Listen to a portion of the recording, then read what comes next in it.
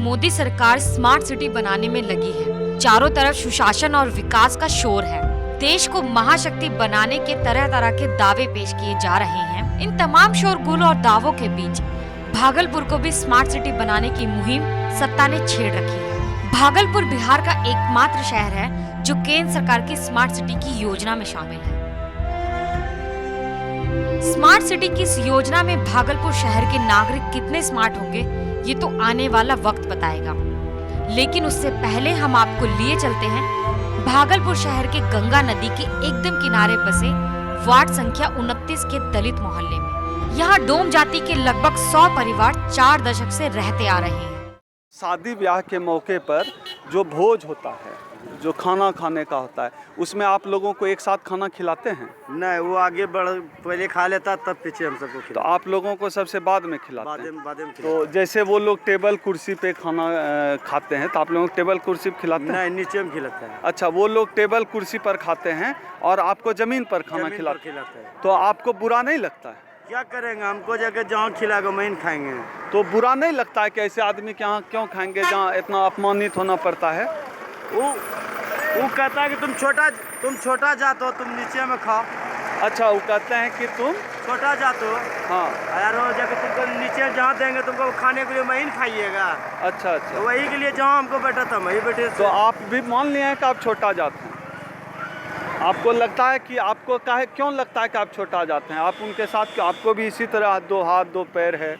वो है मगर जैके वो है जैके दूसरा ढंग का, हम है दूसरे ढंग का, उसके रकम तो पैसा वाला हम नहीं है। अच्छा, तो आपको इसीलिए चूंकि आप छोटी जाति के हैं उनके हिसाब से, इसीलिए आपको साथ यहाँ के सवर्ण खाना नहीं खिलाते, अलग खिलाते हैं, बाद में खिलाते हैं। और भी कोई भेदभाव झेलना पड़ता है ऐसे जीवन में? कहीं गए पता चल गया कि जो है डोम जाति का है तो और भी भेदभाव कहीं झेलना पड़ता है क्या? ये तो है कि जगह तो कम देरी में जाके घुसते हैं तो जगह कोई चीज़ नहीं निकालने देता है। अच्छा, दुकानदार खुद से छूने? हाँ, हम निकाल के देंगे, तुम डोम जाते हो तुमको नहीं सटने देंगे। अच्छा, ऐसा करता नहीं सटते हैं, बल्कि सामान देता है।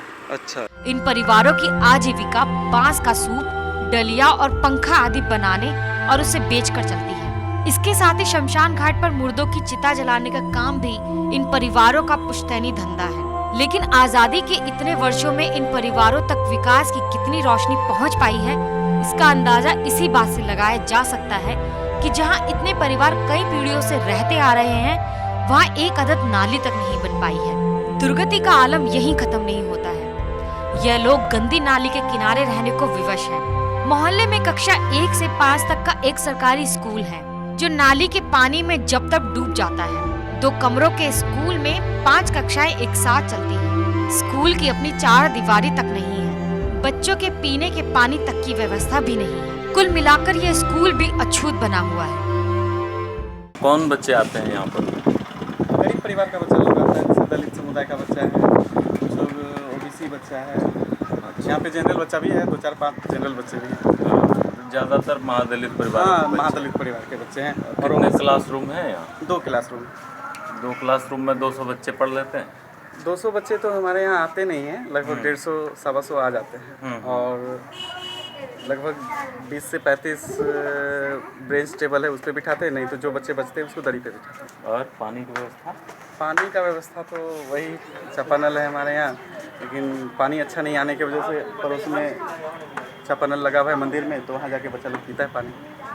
चापानल तो बहुत बुरी स्थिति में, हाँ, इसका पानी नहीं पिया जाता? नहीं पिया जाता। तुम इसी स्कूल में पढ़ती हो? पापा क्या करते हैं? ठेला चला। अच्छा, किस क्लास में पढ़ती हो तुम? 4 में हो? घर कहाँ पे है? डोवी टोला में। रोज यहाँ खाना मिलता है? हाँ। इन दलित परिवारों को नीतीश कुमार की सरकार ने दलित से महादलित तो बना दिया, किंतु इनकी जीवन जीविका की बेहतरी की दिशा में कोई ठोस प्रयास नहीं किया गया। मुर्दा जलाने से प्राप्त होने वाले कुछ रुपए और लकड़ियां ही आज भी इनके चूल्हे को रोशन करने का एकमात्र स्थायी जरिया बना हुआ है। इसके अलावा अपने पूरे परिवार के साथ दिन भर बांस से सूप डलिया बनाने के बाद भी इन परिवारों का पेट भरना मुश्किल है। आप भी मजदूरी करने जाती हैं? केवल पति जाते हैं? आप घर में ये काम करती हैं? कितने दिन से ये काम कर रही हैं? बहुत दिन से। कैसे सीखे ये करना? और छोटे छोटे है बच्चा छे बेथ लगावे बैठी गेले कमाची लगावे बैठी तो गेले ऐसे ही आप भी सीख लिए। हां कहाँ है मायके आपका? नैहर कहाँ है? हमरो पर्वता आगमनी पर्वता खगड़िया पर।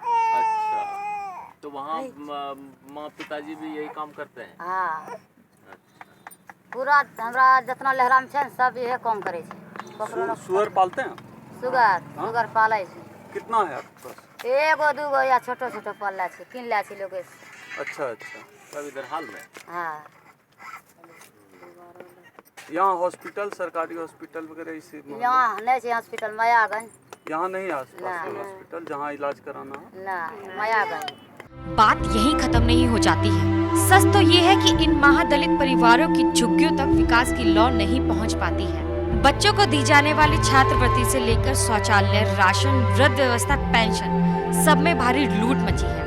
लेकिन इन लोगों को वाजिब हक भी नहीं मिला है कि ये जो बस्ती है, दलितों की बस्ती है, यहाँ अस्पताल नहीं है, स्कूल तो है लेकिन बुनियादी सुविधाओं से जो है स्कूल का कोई लेना देना नहीं है, स्कूल की बाउंड्री नहीं है, वहाँ के एजुकेशन से लोग संतुष्ट नहीं हैं। और सबसे दूसरी बात जो है, यहाँ के लोग अपने बच्चों को स्कूल इसलिए नहीं भेज पाते क्योंकि उनको इतनी आमदनी नहीं हो पाती है कि वो अपने बच्चों का लालन पालन कर पाए, इसलिए छोटे उम्र में ही बच्चों का स्कूल छुड़वाकर उनको काम में लगाया जाता है। चाहे केंद्र सरकार हो, राज्य सरकार हो, उनको यह सोचना चाहिए कि आज़ादी के इतने साल बाद भी दलितों को सुअरों के साथ रहने को मजबूर होना पड़ रहा है। उनको स्कूली शिक्षा प्रॉपर तरीके से मुहैया नहीं है। 1000 घर हैं इस गांव में, 5000 से 10,000 लोग रहते हैं, लेकिन अस्पताल की सुविधा नहीं है। ये सुअरबारे में रहते हैं और पास का जो श्मशान घाट है वहाँ लाश जलती है, तब इनके घरों का चूल्हा जलता है। हम उम्मीद करते हैं यह तस्वीर जल्दी ही बदलेगी। कैमरामैन चैतन्य के साथ ओम सुधा, नेशनल दस्तक, भागलपुर।